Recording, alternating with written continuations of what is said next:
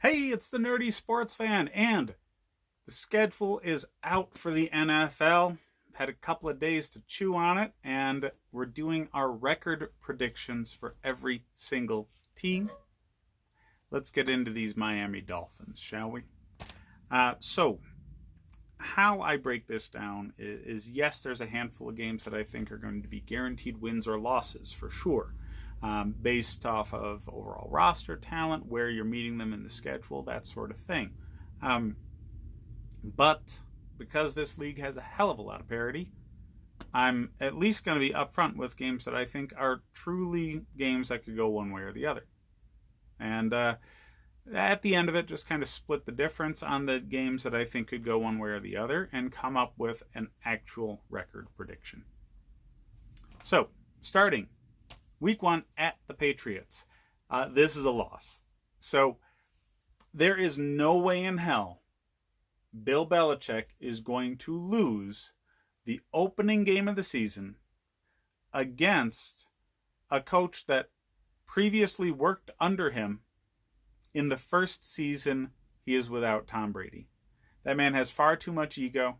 He's going to stay up for 3 weeks straight, pounding Red Bulls, dissecting every last little thing he can about the Dolphins, come up with the absolute perfect defensive game plan, and demolish whatever quarterback the Dolphins end up trotting out there. There's, in my mind, no other way about it. All right, so Week 2, getting the Bills. That's a loss. Coaching-wise, I think is a bit of a push. I think Flores is quite good. I think he's the right man. Quarterback-wise, the Bills have a leg up. Josh Allen, year 3, after being a playoff quarterback in year 2, still trending up. He's likely going to be better. And regardless of who you have starting, Ryan Fitzpatrick or Tua Tagovailoa, it's not the same. Not to mention the rest of the roster in Buffalo, top to bottom, is still far better than what the Dolphins have to offer. Dolphins have had an extremely good offseason. They need at least one more to catch up with where Buffalo is. So, Week 3 at Jacksonville. Toss-up game. Miami's had one good offseason. The roster overall is still pretty weak. Jacksonville's roster, pretty weak. Okay? The only real benefit they have, well, the Jaguars, is they're at home. I do think, coaching-wise, Flores is probably better than Marrone. And overall, team chemistry-wise, I think they have the better locker room. Mostly because everybody in Jacksonville is desperate to leave. But Gardner Minshew might be something fun. So, this is a coin flip. Next year, probably going to batter teams like Jacksonville, but not this year. Seahawks, that's a loss. You're getting them at home. Sure, it's Russell Wilson and the Seahawks. Okay? They're traveling from Seattle all the way to Miami. It's going to be an early kickoff, sure. But, yeah, it's Russell Wilson against whatever the hell Miami's putting out there on the field. And that's a no-brainer.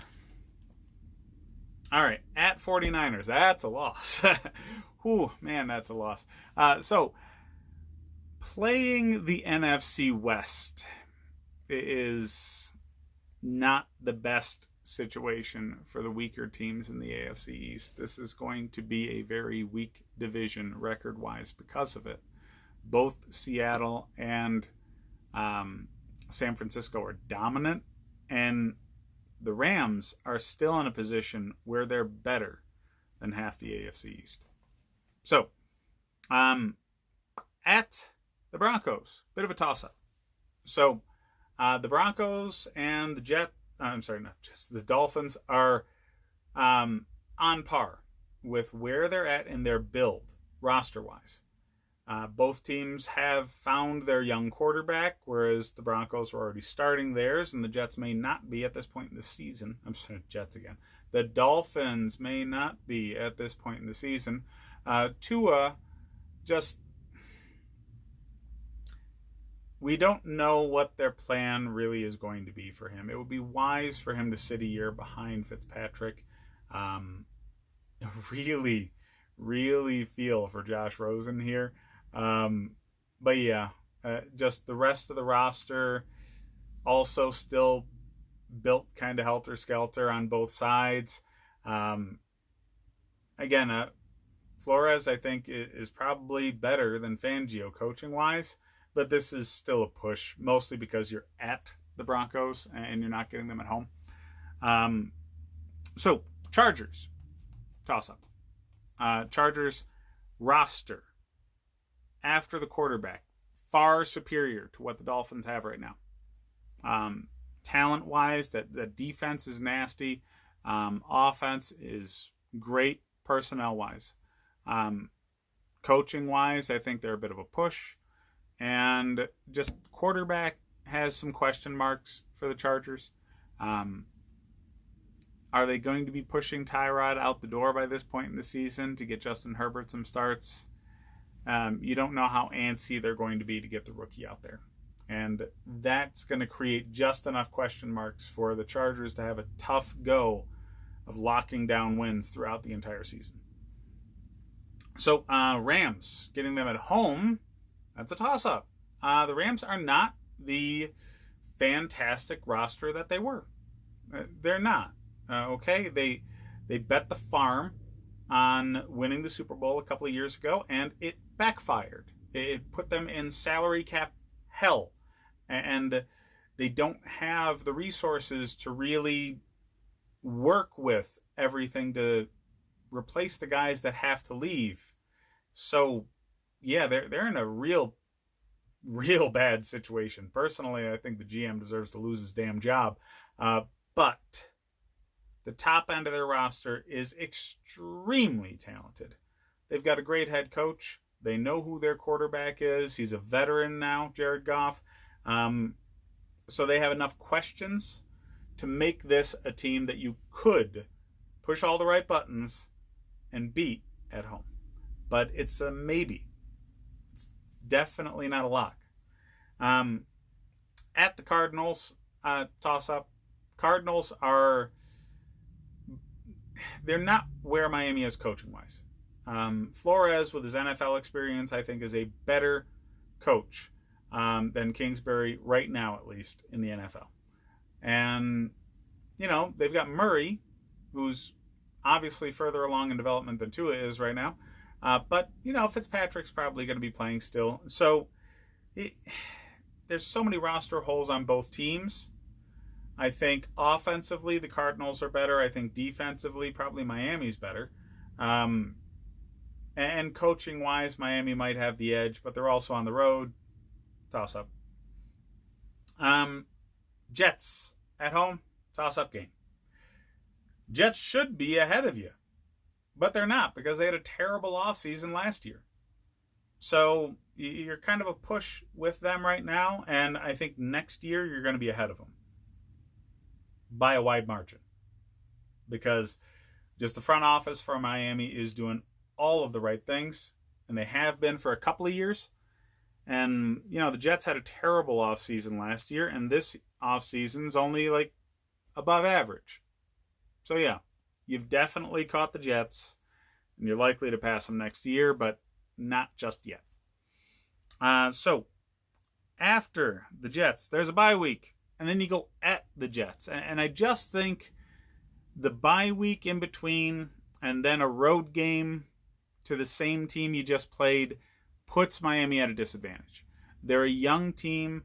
Playing on the road is always difficult. Playing the same team back-to-back creates enough familiarity that home field advantage is going to matter so much more in the second game than it does in the first. So, the Bengals, getting them at home, that's a win. All right, the Bengals roster is really, really weak. Really weak. Their defense is god-awful. And their offense is only middle of the road. And they have a rookie quarterback. You've got a rookie quarterback too, but you got a veteran starting in front of him. I think that's enough that since it's a home game, you pretty easily beat the Bengals. Chiefs, That's a loss. Let's not overthink it. Patriots. Getting them at home, I think it's a toss-up. They have the same defensive personnel for the most part that they did last year, which is a fantastic defense. They definitely don't have the same offensive personnel. So I think their offense is going to be even worse than it was last year, and it was pretty bad last year when they had Tom Brady. All right, so at the Raiders, that's a loss. Whereas roster-wise, I don't really think they're too far ahead of Miami. They have a veteran quarterback that knows the system, and he's talent-wise definitely better than Fitzpatrick. And, well, it's a road game against a team that was pretty good at the end of last year. So let's not fool ourselves. At the Raiders is a loss. At the Bills, road game in December in Buffalo. Yeah, these Miami Dolphins are not ready for that. They're just not. They've got the right coach for it. They might have the quarterback of the future who will be ready for it in a few years. They're not there yet. The Bills, top to bottom, right now are better than Miami. It'll be a year or two before you can make an argument against that. So, the games that I think are definitely a lock one way or the other, you're 1-8. If you split the difference on the remaining games, you're 4-12. And that's where my prediction's going to sit. You have the potential to win far more games. Sure. Absolutely. At the absolute best, though, this team is 8-8. Absolute best possible situation for Miami. They're 8-8. This is a very tough schedule year because of playing the NFC West. And it's going to produce a top 5 draft pick for Miami one more time. Let me know what you guys think. Hit me up in the comments. Let me know if you think I'm dead wrong. We'll talk about it for weeks. We got nothing else to talk about in the NFL. So, like and subscribe if you enjoy the content. Hit up the other videos to see what I think about the rest of the teams in the league. We're starting with the AFC East today. We're going to be going through every division every other day until we knock them all out. So keep it tuned here, and I'll see you next time.